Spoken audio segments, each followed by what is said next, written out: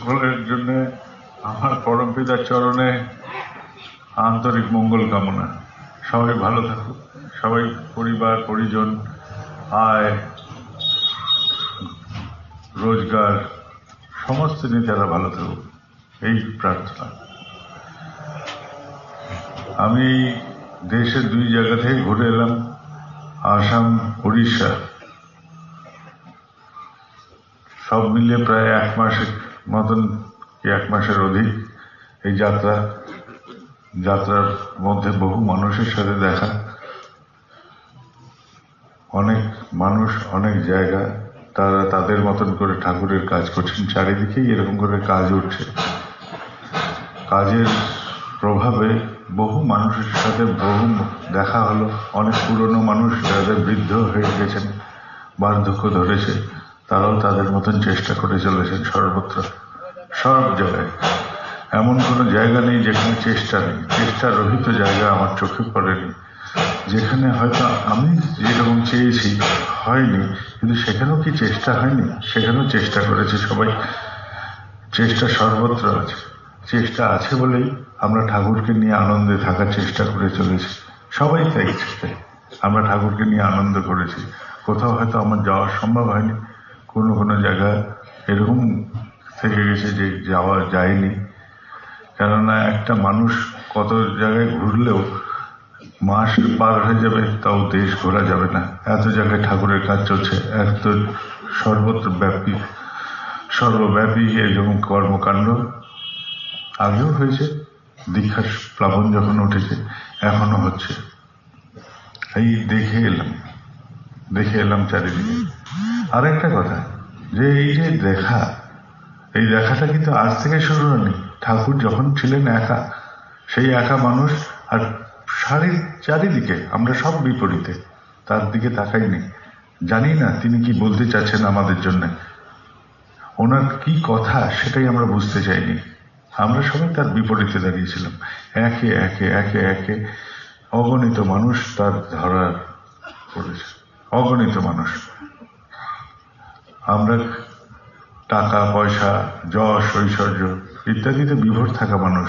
আমাদের ঘর আছে, সংসার আছে, পরিবার আছে, আমাদের রোজগার আছে, সংসার চালানোর দায়িত্ব আছে। বাচ্চাগুলো যদি জন্মায় তাদের বিয়েরও ব্যবস্থা করার দায়িত্ব থাকে। আমরা কেউ মুক্ত নই, আমরা সবাই এরকম করে আবদ্ধ একটি জীব। আমরা সেই গুটি পোকার মতন আবদ্ধ হয়ে পড়েছি নিজেদের জালে, নিজেরাই কর্মের জালে। রোজ উঠি, কর্ম করি, খাওয়ার জোটাই, সেটা মল হয়ে বেরোয়, আবার শুই, আবার উঠি, আবার কিছু কর্ম করি, আবার খাদ্য জোটাই, আবার সেটা মল হয়ে বেরোয়। এই নির্গত জীবনধারা। গুটি পোকা যেরকম নিজেকে আবদ্ধ করে এক নিত্য নৈমিত্তিক কর্মের মতন করে, আমরাও আমাদের সেই গুটি পোকার মতন আবদ্ধ করেছি। একটা মথ নিজেকে আবদ্ধ করতে করতে করতে একটা ছিদ্র যেটা অবশিষ্ট থাকে সেটাও সে বন্ধ করে দেয়। আমরাও সেরকম করে নিজেদের জালে নিজেরাই পড়ে চলেছি সমানে। এই তার মধ্যে এক বিন্দু যে ফাঁকা রাখার চেষ্টা করি, গুটি পোকার মধ্যে সম্পূর্ণ বন্ধ করে দিই না নিজেকে, সেটাই আমাদের ঠাকুর। ওই যে আশার কিরণ এক বিন্দু হয়ে আমার জীবনে এসে উপস্থিত হয়। আমি মনে করি না, এটা বন্ধ করলে আমার নিঃশ্বাস বন্ধ হয়ে যাবে, পারবো না।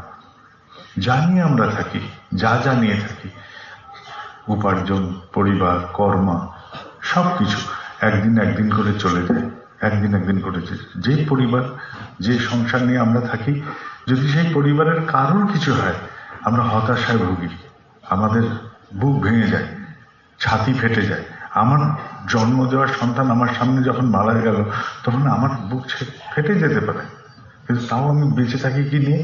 না, ঠাকুর আছেন। আমি এটাই তখন আমার কাছে একমাত্র, এক এবং অদ্বিতীয় সেই আস্থাস্থল, যেখানে আমাকে আটকে রাখে যে না, তুই পড়িস না, তুই ধরে রাখ, এখনো তোর আশা আছে, তোর জীবন যখন আছে, এই জীবন দিয়ে তুই কিছু করতে পারবি। এই কিরণ, এই আমাকে দেয়।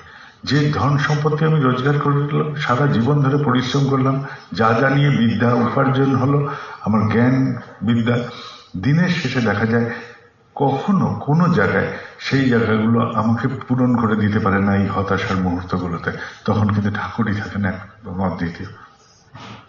আমরা যারা ঠাকুরের কাজ করি নিরন্তর একটা প্রশ্ন করে, এই যে তোমরা ইষ্টভৃতি করো, কি পাও তাতে? আমরা বলে বোঝাই কাউকে কাউকে যুক্তিপূর্ণভাবে, কত রকম করে বোঝাই, কেউ বোঝে কেউ বোঝে না। কিন্তু আমার যেটা আহরিত ধন যখন তিনি নেন, তিনি তো আমার আহরিত ধনের সাথে আমার কর্মফলকেও টেনে নিচ্ছেন, আমার কর্মফলও তিনি নিয়ে নিচ্ছেন। আজ থেকে কত বছর আগে, কত যুগ আগে রত্নাকর বলে এক দস্যু, সে দস্যু বৃত্তি করেছে, জীবন জীবিকা নির্বাহ করত। যখন দেখলো যে তার কর্মফলের কেউ অংশীদার নেই, যখন কেউ অংশীদার নেই, তখন সে উপায় খুঁজলো। তখন তাকে কি বলা হলো? রাম নাম জপ করো, রাম নাম জপ করো, তাতে নাকি তার মুক্তি, রাম নাম জপে তার মুক্তি হলো। আর আজ এক ডাকাতি করে থাকা মানুষ কোন এক ঋত্বিককে ধরেছে, সে ঋত্বিক তাকে দীক্ষা দিয়েছে, সে দীক্ষা দেওয়ার পরে সে একটা ঠাকুরের ছবি দিয়েছিল, সেটা সে গাছের কুটুরিতে রেখে দিল। আর সেখানে রেখে দিয়ে সে ডাকাতি, যে দস্যু বৃত্তি তাই করে চলেছে। কোন এক ঠাকুরের মানুষ তাকে একদিন বলল যে তুমি এরকম করে ঠাকুরকে এরকম করে রেখেছো গাছের কুটুরিতে, একটা ঘর বানাতে পারছো না? বলে কে জমি দেবে? সে ব্যবস্থা করলো, জমির ব্যবস্থা হলো। তার জমি যখন হলো, শর্ত একটাই রাখলো, এই ডাকাতির পয়সায় ঠাকুর ঘর হবে না, তোমাকে ভিক্ষা করে দুয়ারে দুয়ারে হাত পেতে তোমাকে এই ঘর নির্মাণ করতে হবে। ডাকাত চললো সেই ভিক্ষা করতে, সে ডাকাতি ভুলে গেল। ওই ভিক্ষা করতে গিয়ে ডাকাতি ভুলে গিয়ে সে পরিবর্তিত হয়ে গেল, তার সমস্ত সত্তার পরিবর্তন হয়ে গেল। কোথায় নাম জপ? তুমি তো আমাকে বিভোর করে দিলে। কোথায় নাম জপের গল্পগুলি? এসছে এখানে এক মাতাল, তার বউ গেছে, বাচ্চারা গেছে, পরিবার গেছে, চাকরি গেছে, কিচ্ছু নেই, নিঃস্ব হয়ে গেছে। একবারে মদ খেতে খেতে খেতে পাঠিয়ে দিলাম তাকে তার স্থানে। সেখানে কোনো ঠাকুরের রীতি তাকে ধরেছে, বলে চল বেটা, দীক্ষাপত্রের কাজ চলছে, চল। জোর করে নিয়ে যায়, জোর করে নিয়ে যায়, জোর করে নিয়ে যায়। সেই মাতাল পরিবর্তিত হয়ে গেল। আজ তার চাকরি হলো, তার জীবন ফিরে এলো, জীবনটা তার গতিতে পেয়ে গেল, গতি পেয়ে গেল। সে শেষ হয়ে যাওয়া জীবন, এটা তো তোমারই দেওয়া, তোমারই দেওয়া। সে ঠাকুরের মানুষ, ঠাকুরের পাঞ্জাধারী কর্মী, যে সে তো তোমারই মানুষ, তাহলে তোমারই হাত ছিল ঠাকুর। আমি যে রূপে দেখি সেটা তো তোমারই হাত, যে মানুষই আসুক সেটা তো তোমারই হাত। কোন এক কালে কোন এক মাতাল এসে উপস্থিত, তুমি ধরিয়ে দিচ্ছ তাকে, বলছে মদ ছাড়বেন কেন, এই নেন। সে শেষে তোমার প্রেমে মজে মদ দিল ছেড়ে, দিল যেই মদ ছেড়ে, যে মদ ছাড়লো, সে বলছে আপনি বড় চতুর, আপনি বড়ই চতুর। এসছিলাম আশ্রয় দিলেন, প্রশ্রয় ছাড়িয়ে দিলেন মদ, এ কোন লীলা চলছে আমার সাথে, আমি তো বুঝি না। এটাই গল্প, তোমার গল্প এরকম। তুমি কি করছো, আমাদের নিয়ে কি খেলা চলছে, এ আমাদের বোঝার ক্ষমতার বাইরে, এ আমাদের বোঝার ক্ষমতার বাইরে। সত্যিকারের যদি আমরা গভীরভাবে ভাবি যে আমরা কেউ হয়তো কোনো সরকারি পদে অধিষ্ঠিত হতে পারি, বিশিষ্ট, কিন্তু সেটার বিশিষ্টতা সরকারি জায়গায়, ঠাকুরের জগতে না। ঠাকুরের জগতে আমরা সবাই সাধারণ, যেরকম আছি নাংলা। আমাদের বিশিষ্টতা একমাত্র তোমার ভালোবাসায় যদি ভালোবাসতে পারি এক বিন্দু, সেটাই আমার বিশিষ্টতা হতে পারে। এ ভিন্ন আর কোনো বিশিষ্টতার কোনো স্থান আমাদের মধ্যে নেই মনে হয়। উনি সরকারের বিশেষ পদে আছেন তাই বিশিষ্ট কর্মী হতে পারেন না, উনি সরকারের বিশিষ্ট কর্মী, কিন্তু ঠাকুরের একটি মানুষ, এটা হতে পারে। ঠাকুরের বিশিষ্ট কর্মী যদি হতে হয় তাহলে তার রূপ আলাদা হবে। কথায় আছে বীর ভোগ্যা বসুন্ধরা, এই কথা ঠিক। বিশ্বাস, নির্ভরতা, আত্মত্যাগ, এই হচ্ছে বীরের লক্ষণ। তাই বীরত্বের লক্ষণ যদি এটাই তিনটে হয়, তাহলে কখনো ভেবে দেখেছি বীর ভোগ্যা বসুন্ধরা কিসের? বীর ভোগ্যা বসুন্ধরা, বীর কথাটার যদি আক্ষরিক ভাবে দেখা যায়, বীর মানে শুধু যুদ্ধবীর নয়, অসামান্য কর্মীকেও বীর বলা হয়, তাহলে অসামান্য কর্মী। আর বসুন্ধরা, যে আমাকে ধারণ করে রক্ষা করে, তাই তারই নাম বসুন্ধরা। যা আমাকে ধারণ করে রক্ষা করে, পরম দয়াল তুমি আমাকে ধারণ করে রেখেছো, তুমি আমাকে রক্ষা করছো, তাহলে তুমি আমার বসুন্ধরা। তাহলে তোমাকে আমি উপভোগ করতে পারি তখনই যদি আমি অসামান্য কর্মী হই। আর অসামান্য কর্মীর লক্ষণ কি? অসামান্য কর্মীর কাছে বিশ্বাস। আমার মনোবিকার উপস্থিত হয় না তোমার হয়ে ওঠার উপরে, তোমার হয়ে ওঠার জন্য আমার মনোবিকার উপস্থিতি হয় না। এটাই হচ্ছে বিশ্বাসের নির্ভরতা। আমার যাই আসুক, ঝড় ঝঞ্ঝাট, বিপদ আপদ, আপনজনের বিচ্ছেদ, আমার অর্থনৈতিক দুর্গতি, আমার আস্থা তোমাতে নড়ে না। এটার নাম নির্ভরতা। আর আত্মত্যাগ, আত্মত্যাগ মানে প্রাণ ত্যাগ নয়, অহংকার ত্যাগ। আমার স্বীয় অহংকারকে যখন আমি ছেড়ে দিতে পারি, তোমার প্রতিষ্ঠার জন্য আমার কোনো অহংকার নেই, তোমার জন্য আমি ওর পায়ে ধরে নিতে পারি, তাহলে আমার আত্মত্যাগ হয়ে গেছে। আর এই তিনটেই হচ্ছে বীরের লক্ষণ, এই তিনটেই হচ্ছে অসামান্য কর্মীর লক্ষণ। এবং এই অসামান্য কর্মীরাই কেবল তোমাকে উপভোগ করতে পারবে। এটাই হচ্ছে কথা। অসামান্য কর্মীরাই কেবল করতে পারবে। যার মনোবিকার উপস্থিত হয় না, তোমার হয়ে ওঠার জন্য কারোর মনের মধ্যে কোন রকম অন্য গল্প আসে না, তোমার আমি, শুধু তোমার। আর যেখানে আমার যা কিছু ওলট পালট হয়ে যাক, আমার তাতেও তোমার প্রতি আস্থার টলে না, তার মানে হচ্ছে নির্ভরতা। যাই হোক, যেমনই হোক, আমি তোমাতে অচ্যুত একদম। আর আমার সব নিয়ে, আমার যা কিছু আছে সব নিয়ে তোমার। আর আত্মত্যাগ মানে আমার কোনো অহংকার নেই। আমি কেন লড়তে যাব তোমার সাথে? তুমি যদি এই পোস্ট বা এই অধিকার নিয়ে খুশি থাকো, তাহলে থাকো খুশি। আমি পাশে দাঁড়িয়ে তোমার উপভোগ করবো, তোমার চলাটাকে উপভোগ করবো, তোমার অহংকারকে উপভোগ করবো, তোমার যা নিয়ে আছে তো তুমি সেটাকে আমি উপভোগ করে নেবো। কারণ আমি ঠাকুরের হতে পারি। এইটাই হচ্ছে গল্প। এই অসামান্য কর্মীরাই কেবল তোমাকে উপভোগ করতে পারবে। এটি অসামান্য কর্মীর লক্ষণ। এই মঞ্চে, এইখানে, এই সভায় দুদিন ধরে নানান রকম কথা হয়েছে। ছোটবেলায় ছোট্ট একটা গল্প পড়েছিলাম, ছোট্ট গল্প।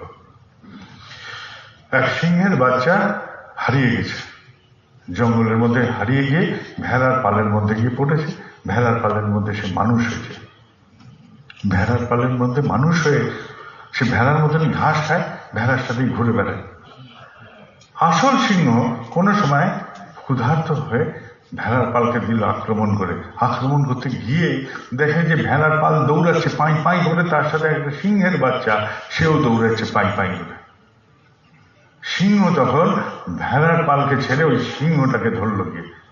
ধর, চল বেটা, তুই বেটা সিংহের বাচ্চা, তুই ভেড়ার মধ্যে কি হতো করছে, ম্যাঁ করছে। আরে ম্যাঁ করছে, চল। বলে নদীর কাছে জলের ধারায় নিয়ে গিয়ে বলছে, দেখ তোর চেহারা, দেখ তোর চেহারা, দেখ তোর চেহারা। এই চেহারায় কোথায় ভেড়ার চেহারা লুকিয়ে আছে? আছে তো সিংহের গল্প, আছে কেবল সিংহের গল্প। সিংহ আছে তোর মধ্যে লুকিয়ে, আর তুই ভেড়ার মধ্যে ম্যাঁ করছিস। দেখে ওঠ, গর্জন করে ওঠ, তবে বুঝি সিংহের বাচ্চা। সেই বাচ্চাও হুঙ্কার দিয়ে উঠল। এই হলো সিংহের গর্জন। গল্প হলো এরকম। কিন্তু বলি কি, আমি তোমার সন্তান, পরম পিতার সন্তান। আমি বলছি মুখে পরম পিতার সন্তান, আমাকে বলতে বলছেন তিনি, বলো তুমি পরম পিতার সন্তান। আর আমি থাকছি একটা দুপে মানুষের সন্তান হয়ে। কে আমি? কারা আমরা? যদি পরম পিতার সন্তান না হই, তাহলে আমি কোন দুপে মানুষের সন্তান হয়ে আছি? যদি আমরা কর্মী হয়ে থাকি, অসামান্য কর্মীর দল, আমরা কতদিন দুপে মানুষ হয়ে থাকবো? গতকাল কি কেটেছে আমার জানার দরকার নেই, আজকে সকালটা কি কেটেছে জানার দরকার নেই, কি আড্ডা হয়েছে আমাদের মধ্যে জানার দরকার নেই, কি কথা হয়েছে জানার দরকার নেই। আমি একটাই কথা জানতে চাই, আমি পরম পিতার সন্তান কিনা। যদি হই পরম পিতার সন্তান, তাহলে গর্জে উঠুক সেই সিংহ আমার ভেতর থেকে, যে হ্যাঁ, আমি তোমাকে প্রকাশ করে থাকবো আমার আচরণ দিয়ে, আমার ব্যবহার দিয়ে।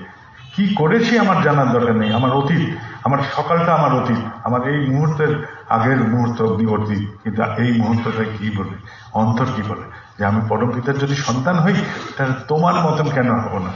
আমি কার বাচ্চা হয়ে থাকতে পারি? আমি কারুর বাচ্চা না, আমি তোমার সন্তান, আমি তোমার মতন হব। আমার ভাবনা হতে পারে মলিন, কত রকম ছবি এঁকে রেখেছি ছোটবেলা থেকে এই মনের মধ্যে, মার লাথি ওই ছবিগুলোর পেছনে। আমি তোমার মনের ছবির মতন করে চিন্তা করতে শিখি, এই মুহূর্ত থেকে শিখতে পারি। তারপরে গল্প আলাদা হয়ে যাবে, এই গল্প আর এক থাকে না। এইটাই হচ্ছে গল্প। আর এইটাই, এই যখন আমি পরম পিতাকে প্রকাশ করছি আমার আচরণ নিয়ে, বলছি পরম পিতার সন্তান, থাকছি মানুষের বাচ্চা, হতে পারবে না, পরম পিতার বাচ্চাই হতে হবে আমাদের। আর কি প্রকাশ করতে হবে তোমাকে আমার মধ্যে দিয়ে, এই যদি প্রকাশ করি তবে হলো ঠাকুরত্ব জায়গা, না তো ঠাকুরত্ব বলে কিচ্ছু নাই। আর না ঠাকুর আছে না কিছু আছে, শুধু আমরা মেকি একটি ঘটনার সাক্ষী হয়ে থাকলাম এই জীবনটা। আর এই মেকিত্ব আমাদের প্রত্যেকের মধ্যে চালিয়ে যেতে পারে। আমি অকপট তোমার কিনা, এই গল্পটাই থাক, এই গল্পটা নিয়ে আমরা বাড়ি ফিরি, হয়ে যাক, দেখা যাক না, চেষ্টা তো করি। আমাকে জিজ্ঞেস করছে, ইংল্যান্ড থেকে এসছেন, ইউকে থেকে, দাদা আপনি ওঠেন কখন? আমি বললাম আমি এইরকম টাইমে উঠে পড়ি, যখনই শুই আমি এইরকম টাইমে উঠি। পরক্ষণই মনে হলো, আচ্ছা আমি কেন উত্তর দেব? আমি তাকে তো বলতেই পারতাম যে আমি কখন উঠি আমাকে জিজ্ঞেস করবে না, আমার বউ আছে, ওখানে গিয়ে জিজ্ঞেস করে আসো তো যে আমি কটায় উঠি আর আমি কি কি করি ঘরের অন্দর মহলে, তাহলে তুমি বুঝে নেবে আমি অকপট কিনা। আমার বাইরের প্রকাশ, এই বাহ্যিক প্রকাশটা গল্প হতে পারে না, আমার অন্দর মহলের প্রকাশটা আর বাহ্যিক প্রকাশটা একাকার কিনা মিলিয়ে দেখে নাও যে আমি কটায় উঠি, কি করি, সকাল থেকে আমার কার্যক্রম কি হয়, শুনে নাও। আমি কেন বলতে গেলাম বোকার মতন, এটা আমার বোকামি হলো। গল্পটা এই হোক, আমার বাচ্চাটাকে আমার বলতে হবে না যে আমি ঠাকুরের মানুষ, আমার আচরণ দেখুক, সে শিখে নেবে যে ঠাকুরের মানুষ কিনে, সে ভাবে কিনা ঠাকুরকে নিয়ে, চেষ্টা করে কিনা ঠাকুরকে নিয়ে, এইটুকু খালি দেখানোর ইচ্ছে আমার, কারোর জন্য না। আমার ঘরের ওই বাচ্চাটাকে আমার আচরণ করে দেখিয়ে দিতে হবে যে আমি কি। আমি যদি না দেখাই তাহলে ওর চোখে চোখ রাখবো কি করে, আমি ভেজাল মানুষ যদি হই, সামনে যদি বড় বড় কথা বলে থাকি, তাহলে সবচেয়ে ভেজাল আগে প্রকাশ পাবে আমার সন্তানটার কাছে, আমার বউয়ের কাছে। সেখানে যদি ভেজাল হয়ে থাকি তাহলে তাদের শ্রদ্ধা এক বিন্দু আমার প্রতি জাগলো না, আমার চেষ্টা এক বিন্দু তাকে উদ্দীপ্ত করেনি। আর আমি বাইরে গিয়ে ঠাকুরের কথা বলবো এক বিন্দু, একটা বিন্দু, এইটুকুই গল্প। এইটাই হচ্ছে পরম পিতার মানুষের গল্প, আর কিছু নেই। আমরা সবাই সংসারের মানুষ, আমরা সংসারে থাকি, আয় উপার্জন নিয়ে থাকি, আমাদের ঘর সংসার পরিবারের দায় দায়িত্ব নিয়ে থাকি, আর এই নিয়ে কাটাই। আর তুমি আছো আমার কাছে, আমার ঘরে ঠাকুরের আসন দেখেছ? আরে আসন কি দেখাবি রে, তুই দেখা, তোকে তুই আসন দেখাচ্ছিস, কত সুন্দর আসন করেছিস, দেখো আমার ঠাকুর ঘর, দেখো আমার মন্দির। কি মন্দির, কোথাকার মন্দির? আমি তো কত জায়গায় গিয়ে এবার জিজ্ঞেস করলাম যে ভাই তোমাদের মন্দিরে যত লোক আছো উপস্থিত, তার থেকে কি পাড়ার মুদিখানায় সারা বছর বেশি লোক যায় না? কি ঠাকুরের মন্দির হয়েছে যেখানে কোনো লোকই আসে না? আমাকে দেখানোর জন্য এত ভিড়, আর সারা বছর ফাঁকা পড়ে থাকেন ঠাকুর। আমি প্রণাম করছি, ঠাকুরের ছবির দিকে দেখি, বিগ্রহের দিকে দেখি, আমি বলছি কোথায় আছো তুমি ঠাকুর, এ কি করেছি আমি তোমাকে নিয়ে, এ কি জ্বালা তোমার যে একা তুমি সারাক্ষণ পড়ে থাকো। ওই পুরোহিত যদি ঘুম থেকে উঠলো সে প্রার্থনা করে, আর কেউ নাই, সংকল্প নাই আমাদের। আমি মন্দির বানাচ্ছি কি না, আমার ইচ্ছা হয়েছে, ওর সাথে আমি থাকবো না, আমার এখানে মন্দির লাগে, ওর সাথে আমি থাকতে পারছি না। ওর সাথে তো বড় কথা না, ঠাকুর তোমার সাথে আমি থাকতে পারি কিনা এটাই বড় কথা। এই যে স্বীয় অহংকার ত্যাগ করতে পারিনি, তাই আমার জন্য একটা মন্দির লাগে, আমারও একটা কেন্দ্র লাগে, আমারও পিছনে ডানা লাগে, এই লাগে। দেখাতে হবে যে আমার সাথে কত মানুষ আছে। ব্যক্তিত্ব এটা হচ্ছে সবচেয়ে বড় সম্পদ আমাদের হতে পারে। যদি যেই বিশ্বাস আমার আছে সেটাতে যদি স্থির থাকি, সেটাই আমার ব্যক্তিত্ব। স্থির আছে কিনা, আমার বিশ্বাস নড়বড়ে না স্থির, যদি স্থির থাকে তাহলে আছে ব্যক্তিত্ব। ইষ্টার্থ পরায়ণতায় জেদি যারা, তাদের ব্যক্তিত্ব অটুট থাকে, তার মানে জেদি স্থির, সে এখান থেকে নড়বে না। এটাই হচ্ছে ব্যক্তিত্ববানের কথা। ঠিক আছে, সবাই ভালো থাকবে। কারোর কাজ কম হয়েছে, কারোর কাজ বেশি হয়েছে, এটা হতে পারে, কিন্তু আমরা চেষ্টা করিনি, এটা আমি মানি না। সবাই চেষ্টা করেছে। এই দুদিনের ইয়েতে কত রকম কথা হয়েছে, এটা ঠিক হয়নি, ওটা ঠিক হয়নি। আমাদের ঠিক দরকার নেই। সাধারণ মানুষ, এই দেশের নাগরিক, ৭৬ হচ্ছে বুদ্ধি। আমাদের দেশের আইকিউ নাকি 76, সেটা চায়নার 100, জাপানের 100, জার্মানির 100, ইউরোপিয়ান সমস্ত কান্ট্রিগুলোর 100-র উপরে, আমেরিকার 100, আমাদের নাকি 76। একটু বোকা হতেই পারে, ভুল টুকটাক ভুল হয়েই যায়, কি করবো, সবটা তো পারি না। একটাই তো বুদ্ধি আছে, তুমি, এই বুদ্ধিটুকু নিয়েই থাকি, এইটুকু সম্পদ নিয়ে যাবো, ফিরে বাড়ি আবার ফিরবো, আবার আর চেষ্টা করে যাই, চেষ্টা করতে থাকি। চলতে চলতে ওই চৌকোনা পাথর যদি একটু নিটল হয়ে যায় আমাদের মধ্যে, এইটুকুই আমাদের প্রাপ্তি। এখানে অনেক হিন্দি ভাষী আছেন, বহু हिंदी बोलने वाले हैं। मैं तो बोल दिया बांग्ला में आ गया, आज बांग्ला में तो क्या करें, आप लोग पढ़ लीजिएगा सातों में या कहीं भी जान लीजिएगा आसपास से। लेकिन मेरा भाषा शायद आप लोग को भी आ गया होगा, मैं क्या बोलना चाह रहा था, তাই না? সবাই ভালো থাকবেন। আমরা পারিনি এরকম না, আমি সবসময় পজিটিভ, যে হ্যাঁ পেরে গেছি, কিছু না কিছু করেছি, সবাই আনন্দ নিয়ে ফেলে। ঠিক আছে, দীক্ষা আমরা এর আগেও চেষ্টা করেছি, আবার চেষ্টা করতে থাকি, এগোতে থাকুক। দীক্ষা যদি হয় তাহলে সবারই আনন্দ থাকে। আমরা বলতে ভয় পাই এখন, যে দীক্ষা দেব, বলতে গিয়ে ভয় লাগে যে এই দীক্ষাটা আবার সেই ভেজাল দীক্ষা হয়ে যাবে না তো। তো এই ভয়ে সবার আগে হলো কি, লেজটা গুটিয়ে গেল। এখন লেজ গুটিয়ে গেলে লেজের স্থান কোথায় আছে? আমি এবার আস্তে আস্তে একটা হনুমান মূর্তি দেখছি। তা আমি সাথে ছিলেন পাবলিশিং এর দেবাশিস মন্ডলদা গাড়িতে। আমি বলছি যে আচ্ছা, হনুমান যে ধুতি পরেন, তা লেজটা বেরোয় কোনখান দিয়ে? আমার অনেক প্রশ্ন জাগলো। তো এখন যদি আমাদের লেজ গুটিয়ে যায় তাহলে রাখবো কোথায়? ধুতি পরে সব কর্মীরা চলি, তো সে বড় বিড়ম্বনা করেন, গতি সেই জন্য মন্থর হয়ে যাবে, আমরা পারবো না। তার চেয়ে সহজ কথা, ফিলান্থ্রপিতে একটা জায়গা আছে, ফিলান্থ্রপিতে এখানে দীক্ষাপথে কাজ হয়। ওই নাম্বারটা যদি সম্ভব হয় আমি বলবো যে নেটে দিয়ে দিতে, সবাই সব কর্মীরা নিয়ে নেবেন। ওই দীক্ষাপথের এন্ট্রি যেখানে হচ্ছে সেখানে খালি ফোন করে নেবেন যে এই মানুষটি দীক্ষা নিয়েছেন বলছেন বা এরকম করেছেন। এখানে কত লোক আসে তাদের ঠিকঠাক করে দেওয়া যায়। 3 বছরের দীক্ষা নিয়েছে, এরকম হয়েছে, 3 বছর বয়সে হয়নি দীক্ষা, সে নাম নিয়েছে, তারপর সে ভেবেছে দীক্ষা হয়ে গেছে, স্বস্তানি হয়ে গেছে, পরে এসে বললো যে আমার দীক্ষার তো পাচ্ছি না, তারপরে আবার দীক্ষা হলো, এরকম হয়েছে। দিয়ে দেবেন দীক্ষা, একদম ভয় পাবেন না। আরে রাইট রং বলে কিছু নেই, সব রাইট, ঠাকুরের দরবার এটা, কোনো রঙের বিষয় না, সব আমরা পারবো, পেরে যাই, করতে থাকি একদম। এই ভয়ের চোটে আমাদের সবচেয়ে বড় ধরে গেছে ভয়, যে যদি আমাদের নম্বর কাটাতে, কোনো নম্বর কাটাকাটি নেই, আমি আছি পাশে, সোজা চলে যাবে। ঠিক আছে, প্রাণ খুলে কাজ করেন, যেটা ইচ্ছে করতে থাকেন, ভুল ভ্রান্তি সব আমি বুক পেতে নেবো, আমি ঠিক করবো, চিন্তা করবেন না, এগিয়ে যান। যদি হয়ে থাকে সেটাকে আমরা ক্যান্সেল করে নেব, কিচ্ছু দরকার নেই। যদি হয়েও থাকে, এটাতে কোনো নম্বর কাটাকাটির ভয় পাবেন না, আমি আছি তো। ঠিক আছে, জয় গুরু। ঠিক আছে, নিশ্চিন্ত হয়ে, মাথার উপর এত বোঝ, এই কার্যালয় সেই কার্যালয়, মন্দির পরিচালনা এই পরিচালনা, একটা ভালো কথা বল, এসব তো গেল, নির্ভয়ে এগোবো, এইটুকুই ঠিক থাকলো। না তো লেজটা আবার কোথায় ঢুকবে, ধুতির মধ্যে লেজ দেখাবো, একটু বিড়ম্বনা।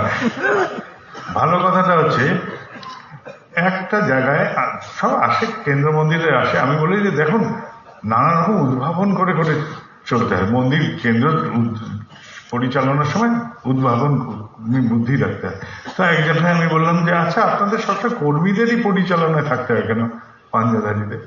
এই শুনে এইবার প্রথম একটি কর্মী বৈঠক হলো, পরিচালক সৃষ্টি হচ্ছে সেই মন্দির পরিচালনা, চারিপাশে খবর গেল আমাদের বরাকভ্যালির করিমগঞ্জে।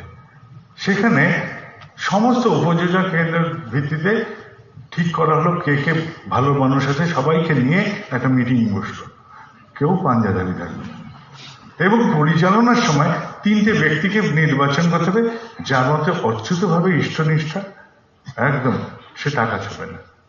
আরেকজনকে যার কোনো অহং থাকবে না, যে তার কাছে হিসাব চাইলে তার অপমান লাগছে, তার থাকবে একদম অচ্যুত ইষ্টনিষ্ঠ, কিন্তু তার অহংকারও পরিমিত থাকতে হবে।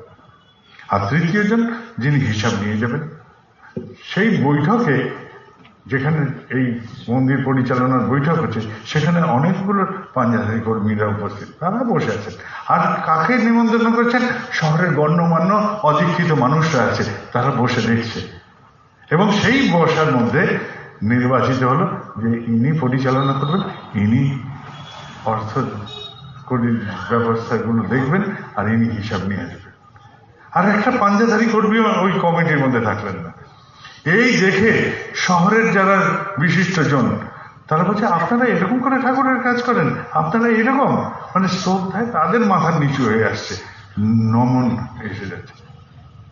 এইটাই এই কয়েকদিন আগে এসছে আমার কাছে। আমি বললাম কি, শুধু তোমরা আসবে কেন গুরু ভাইরা, তোমরা অদীক্ষিতদের চেনা পরিচিতদের ডাকো। শুনলাম যে প্রচুর অদীক্ষিত মানুষ এসছে, আমি তাদের দিলাম বকা, ফ্রিতে ঠাকুরের খাওয়ার খাওয়াবে, তাদের সাথে একটা ঠাকুরের কথা বলেছ, শুধু ভান্ডারার প্রসাদ খাওয়াতে ডেকেছ অদীক্ষিতদের, এইটা আমি মানতে পারি না। তুমি বলনি কেন বসে বসে, তোমরা যারা ছিলে দীক্ষিত তাদের কেন যাজন করনি যে আমি ঠাকুর নিয়ে কেমন ভাবে চলছি, এই কথাটা অন্তত তাদের মনে ঢোকাও যে আমরা কেমন ভাবে চলছি। এই কথার পৃষ্ঠে যখন কথা এগোতে থাকবে, কত লোক ওদের মধ্যে থেকে দীক্ষা নিত, সৎনাম নিত। আমরা সেই চান্সগুলোকে মিস করছি। আমি টানছি না, হাত ধরে টানছি না, আগে টানতাম, হাত ধরে টানাটানি করে বসুন বসুন, এই অসুস্থ আছি, হ্যাঁ আপনার অসুস্থ ঠিক হয়ে যাবে, বসুন দীক্ষা নেন, এই গল্পগুলো বন্ধ হয়েছে। কিন্তু আমি তো যথাযথ যাজন করতে পারতাম, যথাযথ যে আমি কেমন ঠাকুর নিয়ে চলছি, আমার জীবনে কি কি পরিবর্তন হচ্ছে, এই গল্পই তাকে উত্থান করতে পারতাম না। এইগুলোই, এইটুকুই আমরা করতে পারি। আমরা সব বিচক্ষণ মানুষ, আমরা সবাই পারবো, কেননা আমি তোমাকে অন্তত ভালোবাসি। এই পৃথিবীতে তোমার মতন আর কেউ নাই, কেউ নাই। বাজারে কত দেখবো, আগেও কত দেখেছি, কিন্তু আমার কর্মফল তুমি নিত্য গ্রহণ করো ঠাকুর, আর কেউ করে না। তুমি আমার নিত্য কর্মফল গ্রহণ করছো, আমাকে মুক্ত করে রাখছো, আমাকে বড় ভয় দাও, তুমি বড় ভয় দাও, এরকম আর কাউকে পাবো না। প্রবচন দিতে গেলে সামনে বসলে এত দেবো, মাঝখানে বসলে এত দক্ষিণা লাগবে, ওখানে বসলে এত দক্ষিণা লাগবে, শেষে বসলে এত দক্ষিণা লাগবে, কাছে এসে নিবেদন করলে এই লাগবে, ওই ঘরে গিয়ে নিবেদন করলে এই লাগবে। এই তো আমাদের গল্প প্রভু। আর তুমি খালি গায়ে বসা, একটা টিনের ঘর, সাধারণ মেঝে, তার থেকে আমাদেরই ঘরের হয়তো মেঝেগুলো অনেক চকচকে থাকে। কত মন্দিরে যাই বলি এত রাজপ্রাসাদ, আর যেখানে আমার ঠাকুর থাকেন টিনের ঘর, খালি গা, একটা না ঘড়ি না গয়না, কিছু নেই। আর তার লাগবে বিশ্ব দুনিয়ার মালিক, তার লাগবে টাকা, আমাদের কোনো টাকার বিষয় নেই, কোনো টাকার বিষয় নেই। কত লোক আছে গরিব, ইষ্টভীতি করবো কি করে, এই উত্থান করে আমরা ঘাবড়ে যাই। সত্যি তো গরিব মানুষ। আমার একটা প্রশ্ন, তুই গরিব হতে পারিস, ভিক্ষা করে তো তুই খাস, এতটুকু তো ভিক্ষা করিস তুই। এই যে ভিক্ষা করলেই তার থেকে এইটুকু দানা তুলে দে। আছে রবীন্দ্রনাথের কবিতায়, এলো সেই সুবর্ণ রথে চেপে দেবতার মতন মানুষ, ভাবলাম ভিক্ষার মিলবে কত। এগিয়ে গেল নগর ভিখারি, সেখানে উল্টে নেমে এলো সেই দেবতা, এসে বলে যে তুই আমাকে দে ভিক্ষা। যে হাত পাতলো, ঝোলা থেকে দিল একখানি দানা তুলে তার হাতে। ভিক্ষা শেষে সে ফিরলো যখন নিজের ঘরে, উজাড় করলো ঝুলিখানি, দেখলো একটা দানা হয়ে গেছে সোনায় পরিণত। তখন হায় হায় করছে, কেন দিইনি তুলে তোমার। তাহলে তুই এইটুকু দিতে কার্পণ্য করিস না, এইটুকু তুলে রাখ তোর গুরুর জন্য। 30 দিনে যদি এইটুকুই হয় তোর সম্বল, তাহলে সেই 5 টাকা 7 টাকাই পাঠা, তুই অন্তত ইষ্টভীতি কর, কায়েম থাকবি, তোর দারিদ্রতা থেকে তুই মুক্ত পাবি। ভারত জৈন এই ইদানিং কালে খুব উঠেছে নেটে, সে নাকি ভিখারি, থাকে কোথায়? বোম্বে শহরে, পৃথিবীর সবচেয়ে ধনী ভিখারি। কত সম্পত্তি তার? 7.5 কোটি টাকা, ফ্ল্যাট আছে, ইত্যাদি আছে, সব আছে। বলে যে এত সম্পত্তি তাও ভিক্ষা? বলে শুধু আমার জন্য করি না, আমি দেবতার উদ্দেশ্যে দিই, মঙ্গল কার্যে দিই, ইষ্টভীতি নামান্তরে সে করে, সে তার মতন করে সে ইষ্টভীতি করে চলেছে। তাহলে সেও ইষ্টভীতি মুক্ত নয়, তার মতন করে সে করে ইষ্টভীতি। তাহলে তুই এইটুকু চাল যদি তুলে রাখতে পারিস তাহলে তুই রাতারাতি হয়তো ভারত জৈন হবি না, ধনী হবি না, কিন্তু তোর দারিদ্র ব্যাধি যেটা তোর অন্তরে ঢুকে গেছে, তোর রক্তে ঢুকে গেছে, মাথায় ঢুকে গেছে, সেটা থেকে মুক্তি হবে। আর তুই হয়তো কোনোদিন হয়তো সুবিধা দেখতে পারবি, জীবনটা সুবিধা হবে।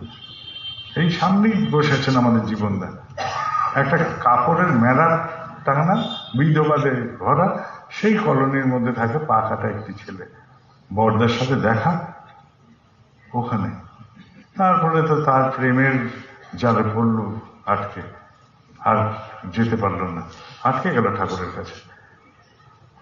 সে হতদলিত মানুষের ঘর হয়েছে, তার অট্টালিকা হয়েছে, সেখানে ঠাকুরের আসন আছে, ঠাকুর নিয়ে এসে থাকে। এইটাই হচ্ছে আমাদের গল্প। কি একটা জিনিস কায়েম থেকে গেছে, ঠাকুর তোমাকে ধরে রাখার জন্য যেটুকু করা যায় অন্তর দিয়ে সেই নিয়ে করেছে। তার জীবনে যা কিছু হয়েছে সবটাই তো ঠাকুরের দান, খালি করে রেখেছে কি ধরে রেখেছে, ধরে রেখেছে। এই ধরে রাখার জন্যই একটাই কাজ করতে হবে, তোমাকে ইষ্টবিধি। এটাই মানুষকে বলতে পারি। সবাই ভালো থাকবেন, আনন্দ নিয়ে ফিরবেন। এখানে যদি কোনো কথা হয়ে থাকে যেটাতে মন ভারাক্রান্ত হয়েছে, আনন্দ নিয়ে ফেরেন। হাসতে তো এখানে ট্যাক্স লাগছে না, তাহলে আপনারাও হাসি খুশি করে ফিরবেন, তাই আমি বলি। ঠিক আছে, আমি গেছিলাম এবার যেখানে গেছি, গিয়ে বলছি এই এক জায়গায় গিয়ে বলছি, এই ধরা যাক একটা আলুর গুদামে আগুন লেগেছে, কি করবে? সবাই বলছে যে আগুন নেভাতে যাবো। আমি আগুন তো লেগে গেছে ভাই, আর নেভাবে কি? তার চেয়ে ঘর থেকে নুন নিয়ে যাও, ওরা আলু ছাড়িয়ে খেয়ে নাও, আর বলো যে ভাই আবার আগুন লাগলে জানিও, আসবো নুন নিয়ে সদল বলে। যদি হয় বিপদ, হয়েই গেছে যখন বিপদ, সেখান থেকে আনন্দ করে নিতে পারি আমরা। জয় গুরু, ভালো থাকবেন সবাই।